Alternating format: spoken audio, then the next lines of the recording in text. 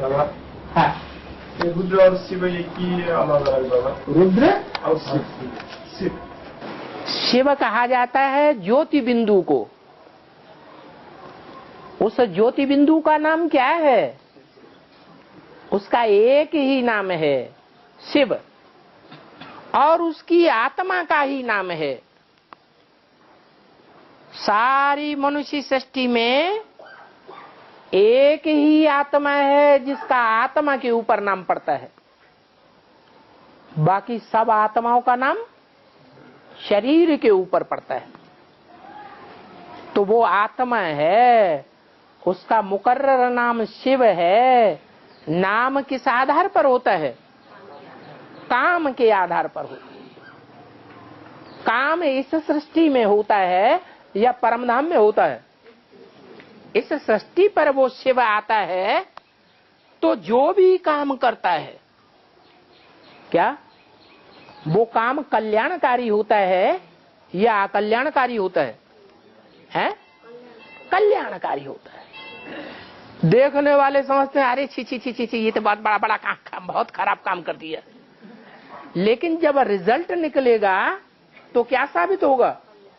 है कि जो भी काम किया, कोई भी कर्म इंद्रियों से किया, वो काम का रिजल्ट कल्याणकारी ही आवेगा, अकल्याणकारी नहीं आ सकता। बहुत कल्याणकारी है और सदैव कल्याणकारी है। वो जो भी वाचा बोलेगा, सुनने वाले करेंगे अरे ये तो बड़ी ग्लानि करता है, सब धर्मों की ग्लानि कर दी। लेकिन नहीं, वो ग्लानि नहीं करता है, वो तो कल्याण ही कल्याण की बात बोलता है। समझने वाले उस समय भले न समझ सके। ऐसा भी टाइम आएगा कि हर धर्म वाला बोलेगा कि ये तो भगवान बाप की वाणी है, ये वाणी जितनी कल्याणकारी है हमारे लिए, उतना और दुनिया में कोई कल्याण नहीं कर सकता। तो कर्मणा से भी कल्याण करता है, वाचा से भी कल्याण करता है, और संकल्पों से भी कल्याण ही कल्याण करता है। इसलिए कहते हैं मन मना भव, क्या करो? मेरे मन में समा जाओ। शिव के मन में कोई अकल्याणकारी संकल्प भी आ सकता है क्या? नहीं आ सकता। वो सदैव कल्याणकारी है, कल्याणकारी ही था। यज्ञ के आदि में भी कल्याणकारी था, कल्याणकारी ही है वर्तमान में भी, और भविष्य में भी कल्याणकारी ही रहेगा। गूंजी विनाश की वाणी फिर भी कितनी कल्याणी। वो अंत की बात है या आदि और मध्य की बात है? कब की बात है? हैं? गूंजी विनाश की वाणी कब की बात है?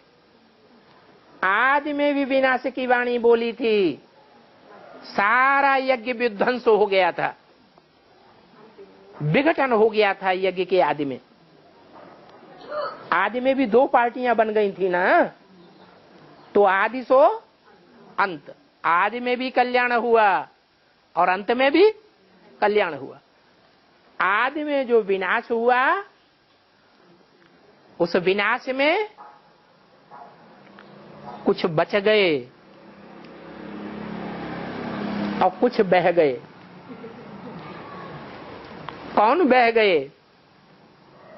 है जो ब्रह्मा की गोद में बैठे रहे वो बह गए, और जो बाप के साथ चले गए वो बच गए, एडवांस में आ गए, रुद्रमाला के मणके बन गए। वो रुद्र है, शिव नहीं है। शिव में और रुद्र में क्या फर्क है? शिव सिर्फ आत्मा का नाम है, और रुद्र आत्मा प्लस शरीर का नाम है। जो रौद्र रूप धारण करता है, सौम्य रूप से बच्चे सुधर रहे हैं या बिगड़ रहे हैं? है? जो भी पढ़ाई पढ़ने वाले बच्चे हैं राजयोग की, अभी तक रिजल्ट क्या निकल रहा है? बिगड़े हैं या सुधरे हैं? हैं? बिगड़े हैं। तो कौन सा रूप धारण करता है? आदि में भी रौद्र रूप धारण किया था। स्थापना के साथ साथ यज्ञ कुंड से विनाश ज्वाला निकली थी, और अभी अंत में भी क्या होने वाला है? रौद्र रूप धारण करेगा, और सब उठ के खड़े हो जाएंगे पुरुषार्थ में। अभी तो अलवेलापन बहुत आता है। तो रुद्र अलग है और शिव अलग पार्ट है दोनों पार्ट इसी दुनिया की यादगार। और